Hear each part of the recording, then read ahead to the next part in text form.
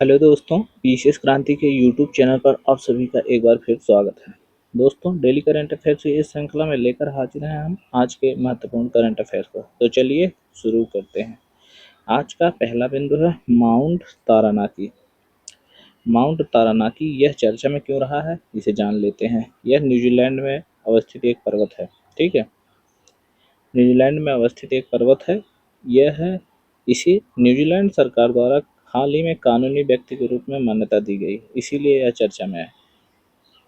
ध्यान देंगे, इसे कानूनी व्यक्ति के रूप में मान्यता दी गई। जैसे कि किसी भी पारिस्थितिकी तंत्र को संरक्षण के लिए कभी कभार उसे कानूनी व्यक्ति का, विधिक व्यक्ति का दर्जा दे दिया जाता है, जैसे भारत में गंगा नदी को दिया गया है। इस तरीके से भी माउंट तारानाकी को भी न्यूजीलैंड सरकार द्वारा कानूनी व्यक्ति का दर्जा दिया गया है। माउंट तारानाकी से जुड़े कुछ महत्वपूर्ण तथ्य और हैं कि यहाँ पर माओरी जनजाति जो कि न्यूजीलैंड में पाई जाती है, उसके लिए सांस्कृतिक और धार्मिक महत्व रखता है। इसीलिए इसे ही न्यूजीलैंड सरकार द्वारा कानूनी व्यक्ति के रूप में यह दर्जा प्रदान किया गया है। तो आप यह ध्यान रखेंगे माउंट तारानाकी कहाँ है और इसे कानूनी व्यक्ति का दर्जा क्यों दिया गया। ठीक है, तो आप चलते हैं हम लोग अगले बिंदु पर। निधन में यह महत्वपूर्ण बिंदु है नवीन चावला। नवीन चावला यह भारत के पूर्व मुख्य चुनाव आयुक्त थे। इनका हाल ही में निधन हो गया। तो आप यह भी ध्यान में रखेंगे क्योंकि पीसीएस में ऐसे क्वेश्चन बनते हैं रहते हैं। तो आप नवीन चावला का नाम ध्यान रखेंगे। ठीक है दोस्तों, चलते हैं अगले बिंदु पर। अगला है दिवस से संबंधित। तो आज है 4 फरवरी। तो 4 फरवरी में विश्व कैंसर दिवस मनाया जाता है। 4 फरवरी को विश्व कैंसर दिवस के रूप में मान्यता दी गई है। तो इसके थीम को देख लेते हैं। थीम है इसका यूनाइटेड बाय यूनिक। यह भी ध्यान रखेंगे क्योंकि आजकल थीम भी पूछी जाती है। तो आप इस बिंदु को भी ध्यान रखेंगे। विश्व कैंसर दिवस का थीम क्या है, तो इसका थीम है यूनाइटेड बाय यूनिक। ठीक है, तो 4 फरवरी को विश्व कैंसर दिवस मनाया क्यों जाता है इसमें, क्योंकि 4 फरवरी 2000 को पेरिस में नई सहस्त्राब्दी विश्व कैंसर सम्मेलन हुआ था। इसी के आयोजन के दिन ही विश्व कैंसर दिवस मनाया जाने लगा है। और यह मनाया कब जाता है, सन 2001 से, क्योंकि 2000 को ही क्या कहते हैं पेरिस में नई सहस्त्राब्दी विश्व कैंसर सम्मेलन का आयोजन हुआ था। तो आप यह बिंदु भी ध्यान रखेंगे अच्छे से। ठीक, आज का अगला बिंदु है विज्ञान फिक्शन फिल्म महोत्सव। विज्ञान फिक्शन फिल्म महोत्सव, इस फिल्म महोत्सव में विज्ञान से संबंधित मूवी दिखाई गई थी, इसीलिए यह विज्ञान फिक्शन फिल्म महोत्सव के रूप में जाना जाता है। तो इसका आयोजन कहाँ हुआ था, इसका आयोजन पणजी गोवा में हुआ। ठीक है, और इसका उद्घाटन किसने किया, तो इसका उद्घाटन गोवा के सीएम प्रमोद सावंत द्वारा किया गया है। आप ये दोनों ही बिंदु ध्यान रखेंगे। आयोजन कहाँ हुआ, उद्घाटन किसने किया और इसके आयोजनकर्ता कौन थे। तो इसके आयोजनकर्ता थे गोवा विज्ञान एवं प्रौद्योगिकी विभाग द्वारा इसका आयोजन किया गया था। तो आप इन सब चीज़ों को पीसीएस के पॉइंट ऑफ व्यू से इन बिंदुओं को ध्यान रखेंगे। तो चलते हैं हम अपने अगले बिंदु की तरफ। आज का अगला बिंदु है बेल्जियम के नए प्रधानमंत्री। बेल्जियम के नए प्रधानमंत्री के रूप में बार्ट डी वेबर, यह नाम ध्यान रखेंगे हम, बार्ट डी वेबर। ये बेल्जियम के नए प्रधानमंत्री के रूप में इन्होंने शपथ ली है। दोस्तों, आप इन बिंदुओं को नोट डाउन करते हुए चलो, जिससे कि आपको परीक्षा के अंत समय में किसी मैगजीन और किसी अन्य वैसी चीज़ों पर फोकस नहीं करना पड़ेगा, क्योंकि यहाँ से मैक्सिमम चीज़ों को कवर कर लिया जाएगा। और एक आध ही आपको जो वार्षिक कोई करंट अफेयर आएगा और उसका भी यहाँ पे क्या डिस्कशन किया जाएगा इस चैनल पे, यूट्यूब चैनल पे, जैसे क्रॉनिकल हुआ या फिर घटनासार हुई, ऐसे कोई बुक होगी जिसका यहाँ पे डिस्कशन कर दिया जाएगा। तो आपको करंट अफेयर में कोई दिक्कत नहीं होगी। तो आप यहाँ से इसको नोट डाउन करते चले, उसका रिवीजन बराबर करते चले, जिससे कि आपको आसानी होगी परीक्षा के अंतिम समय में। करंट अफेयर्स को लेकर आपको भय नहीं होगा।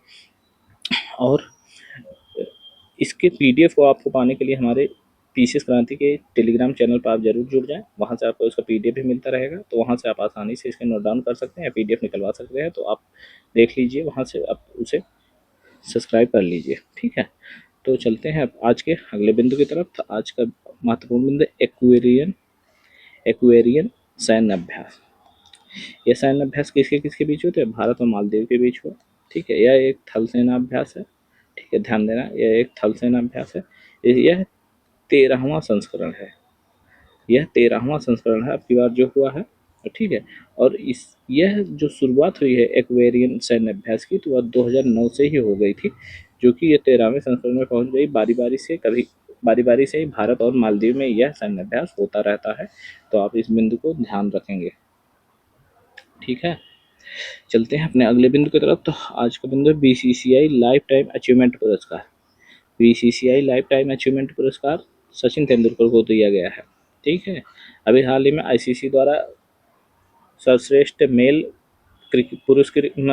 क्रिकेटर का खिताब पुरस्कार भारत के ही जसप्रीत बुमराह को दिया गया। तो आप इस बिंदु को भी ध्यान रखेंगे। तो इसी तरीके में बीसीसीआई लाइफ टाइम अचीवमेंट पुरस्कार सचिन तेंदुलकर को दिया गया है। तो आप ये इस चीज को भी ध्यान रखेंगे। ठीक है, भारत पुस्तक भाषा योजना। भारत पुस्तक भाषा योजना या भारतीय पुस्तक भाषा योजना, यह योजना केंद्रीय वित्त मंत्री निर्मला सीतारमण ने 1 फरवरी 2025 को जब बजट पेश कर रही थी 2025-26 का, तो उसी बजट में इस योजना की उन्होंने घोषणा करी थी। तो यह भारतीय पुस्तक भाषा योजना की घोषणा 1 फरवरी 2025 को बजट 2025-26 में निर्मला सीतारमण द्वारा किया गया। ठीक है, तो इसका उद्देश्य क्या देख लेते हैं। यह डिजिटल फॉर्मेट में टेक्स्ट बुक, जो महत्वपूर्ण टेक्स्ट बुक हैं, ठीक है, अध्ययन सामग्री है, महत्वपूर्ण तकनीकी क्षेत्र में, आध्यात्मिक क्षेत्र में और भी जो क्षेत्र की पुस्तकें हैं, उनको डिजिटल फॉर्म में विकास करने के लिए इस योजना का घोषणा वित्त मंत्री द्वारा किया गया है। और यह मेनली यह अस्मिता योजना जो हाल ही में लॉन्च हुई है उसी के अनुरूप यह योजना बनाई गई है। तो आप इस बिंदु को भी ध्यान रखेंगे। ठीक है, इसमें समुद्री क्षेत्र से संबंधित शिक्षा को बढ़ावा भी दिया जाएगा। एक बिंदु आप ये भी याद रखेंगे। इन दोनों बिंदु को देख लेंगे कि उसका उद्देश्य क्या था इस योजना का। तो आप इन दोनों बिंदुओं को याद रखेंगे। ठीक है दोस्तों, अब चलते हैं अगले बिंदु की तरफ। तो अब अगला बिंदु देख लेते हैं, मॉरिशस के नए राष्ट्रपति। तो मॉरिशस के नए राष्ट्रपति के रूप में डॉक्टर नवीन राम गुलाम मॉरिशस के नए प्रधानमंत्री के रूप में इनकी नियुक्ति करी गई है। तो आप इस चीज को भी ध्यान में रखेंगे। ठीक है दोस्तों, चलिए अगले बिंदु की तरफ। इगास दिवाली महोत्सव।